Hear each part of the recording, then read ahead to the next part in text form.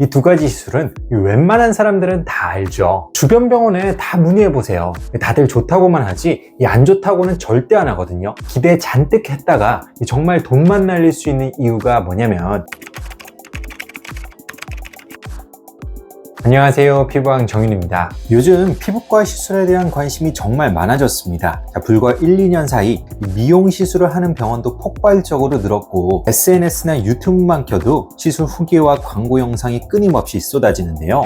문제는 이런 시술 정보의 출처 대부분이 병원의 마케팅 채널이라는 점입니다. 의학 정보는 원래부터 의사와 소비자 사이에 정보 격차가 클 수밖에 없는데, 여기에 과장된 홍보까지 겹치면 이 소비자 입장에서 정확한 판단을 하기가 어려워지죠. 자칫 시간과 비용은 들였는데 결과는 실망스럽게 될 수 있습니다. 그래서 오늘은 이 많은 피부과 원장들의 비난을 무릅쓰고 개인적으로 정말 거품이 심하다고 생각하는 피부과 시술, 누구나 알 정도로 매우 유명하지만 받고 나면 이 후회하기 쉬운 시술 두 가지를 소개해 드리도록 하겠습니다. 바로 시작합니다.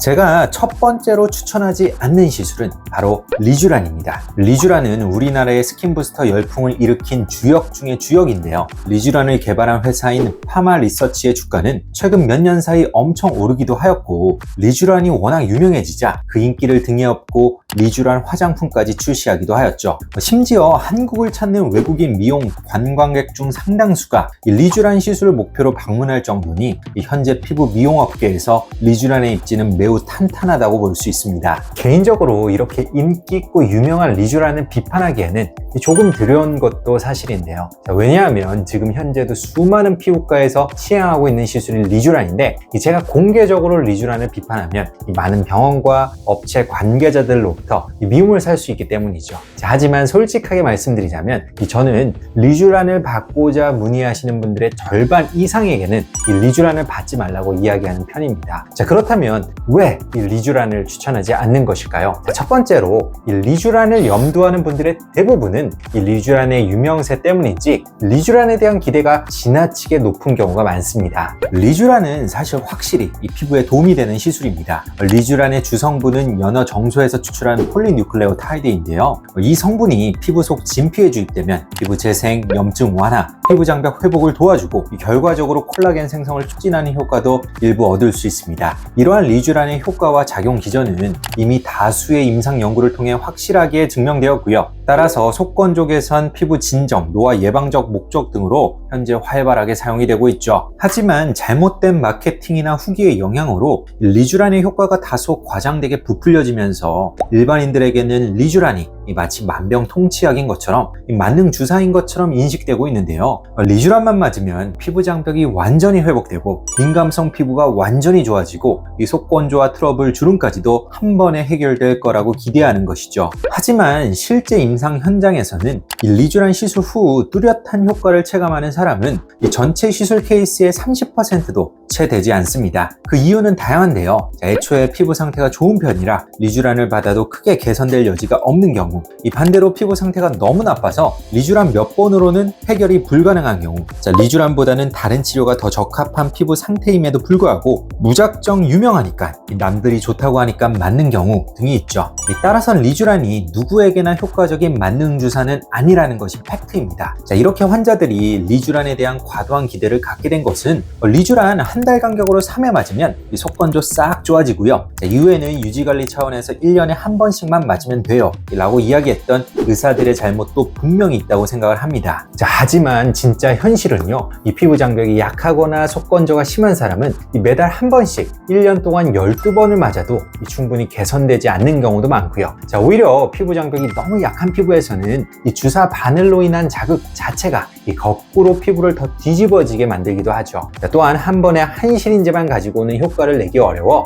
두세 시린지 이상을 시술해야 하는 경우도 흔합니다. 즉 리쥬란은 단순히 횟수 몇 번, 용량 몇 cc로 쉽게 효과를 보는 시술이 아니라 이 피부 상태에 따라 이 계획과 접근법이 완전히 달라져야 한다는 점을 꼭 기억해야 합니다. 두 번째는 아주 심한 통증과 다운타임 때문인데요. 리쥬란은 이 모든 피부과 시술 중에서도 이 극악의 통증으로 유명하죠. 리쥬란이 작용하는 부위인 진피층은 콜라겐과 섬유 조직으로 밀도 있게 구성되어 있는데, 여기에 점성이 높은 리쥬란 성분이 주입되면 주변 조직이 강한 압력을 받으면서 피부가 찢어지는 듯한 뻐근한 통증이 발생하게 됩니다. 이 고통이 정말 눈물 없이는 참기 어려울 정도로 심하기 때문에 시술받기 직전엔 정말 가슴이 두근거릴 정도로 긴장하게 되는 것이 현실이죠. 자, 만약 이전에 여러 가지 피부과 시술을 주기적으로 받아온 분들이라면 어느 정도 참을 수는 있겠지만, 시술에 대한 경험이 거의 전무하고 통증에 민감하거나 두려움이 있는 분들에게는 리쥬란을 추천하기 어려운 것이 사실인데요.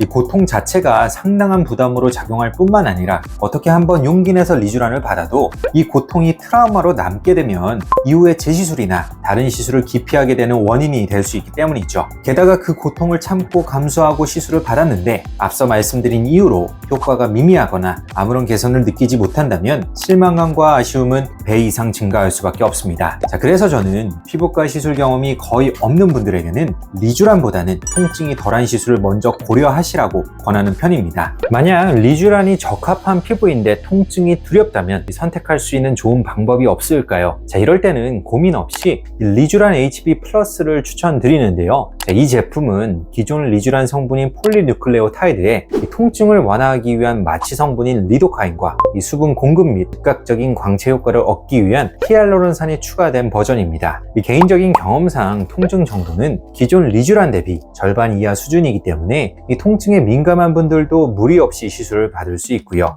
특히 함께 포함된 히알루론산으로 인해 즉각적으로 피부를 촉촉하고 윤기 있게 만들어주기 때문에 보다 빠른 속건조 개선 효과를 얻고 싶은 분들에게는 아주 적합한 선택이 될 수 있습니다. 하지만 핵심 성분인 폴리뉴클레오타이드 함량이 기존 리쥬란의 절반밖에 되지 않기 때문에 이 장기적인 피부 개선 효과는 다소 약할 수 있다는 점, 히알루론산은 분해 속도가 빠르기 때문에 효과의 지속 시간이 짧을 수 있다는 점은 이 한계점으로 지적할 수 있고요. 이 같은 용량 기준으로 비교했을 때 기존 리쥬란에 비해 가격이 다소 비싸다는 것도 단점입니다. 결론적으로 여러분이 리쥬란 시술을 고려 중이시라면 처음부터 과도한 기대를 갖기보다는 이 현재 피부 상태에 맞는 치료 계획을 전문가와 먼저 상의해 보시고요. 통증과 비용을 감수할 만큼 내 피부에 가치 있는 시술인지를 면밀히 따져서 결정하는 것이 매우 중요하다 말씀드리고 싶습니다.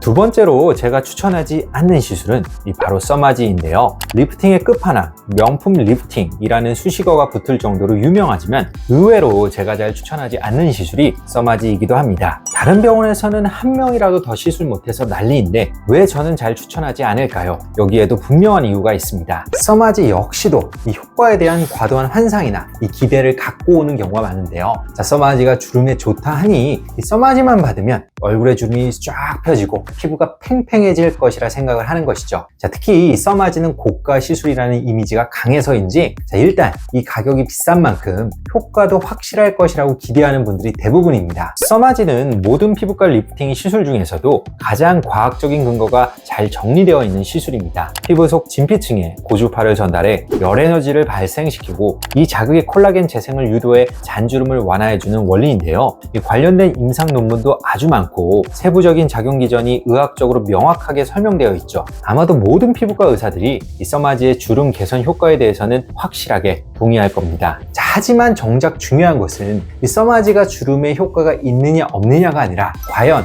이 어떤 형태의 주름에 이 눈에 보일 만큼의 변화를 유도하느냐인데요. 자, 바로 여기에서 이 기대와 이 현실 사이의 간극이 크게 발생을 합니다. 써마지가 효과를 발휘할 수 있는 대표적인 주름은 잔주름입니다. 이 눈에는 잘 드러나진 않지만 피부가 얇아지면서 자잘하게 이 자글자글하게 생긴 주름을 말하는데요. 자, 이러한 주름은 진피층의 콜라겐이 줄어들면서 생기기 때문에 이 써마지의 콜라겐 재생 효과가 비교적 잘 나타납니다. 자, 하지만 많은 분들이 실제로 신경 쓰는 주름들은 훨씬 더 눈에 띄는 주름들인데요. 이 표정에 따라 생기는 동적 주름들, 예를 들어 이마의 가로주름, 미간의 세로주름, 눈가의 까치발 주름 등이 대표적이고요. 진피 아래의 연부 조직의 노화로 인해 피부가 꺼지거나 처지면서 생기는 팔자주름, 마리오넷 주름, 자, 그리고 오랜 세월 반복된 잔주름과 표정주름이 축적되면서 마치 흉터처럼 깊게 패여버린 고정주름들은 눈에도 훨씬 더 잘 띄면서 피부가 나이 들어 보이게 만드는 주요 원인으로 작용하죠. 자, 문제는 이러한 주름들은 이 써마지의 핵심 타겟인 진피층의 콜라겐 문제만으로는 설명되지 않기 때문에 애초부터 써마지의 치료 범주를 벗어나는 것들이고요. 이 써마지를 아무리 열심히 받아도 눈에 보이는 개선이 나타나기 어렵습니다. 이렇게 신경 쓰이는 주름들이 써마지만으로는 쉽게 좋아지지 않으니 실제 임상 현장에서는 이 시술 후 2-3개월 뒤 사진을 비교해봐도 유관상 변화가 거의 없는 경우가 적지 않고요. 결국 아무리 비싸고 좋은 시술이라도 이 결과가 눈에 보이지 않으면 환자는 실망하기 마련이죠. 써마지는 진피층의 콜라겐 합성을 촉진하는 가장 확실하고 이 좋은 도구임에는 분명하지만 눈에 잘 띄는 주름을 개선하기에는 이 확실한 전후 변화를 유도하기에는 이 분명히 한계가 존재하는 시술이고요. 그래서 저는 확실히 리프팅되고 주변에서 달라졌다는 말을 기대하는 분들에게는 이 써마지보다도 울세라나 실리프팅, 또 꺼짐을 복원하는 필러, 콜라겐 부스터, 표정 주름을 개선하는 보톡스와 같은 시술을 더 우선적으로 추천드리고 싶습니다. 그러면 원장님은 써마지는 무조건 반대하시나요? 써마지가 쓸모없는 시술인가요? 전혀 그렇지 않습니다. 제가 써마지를 잘 추천하지 않는다고 말씀드리기는 했지만 오히려 써마지 자체에는 적극 찬성하는 입장인데요. 이 주름의 근본 원인 중 하나인 진피층의 콜라겐 감소를 회복시킨다는 측면에 있어서는 이 다른 시술과의 비교가 무색할 만큼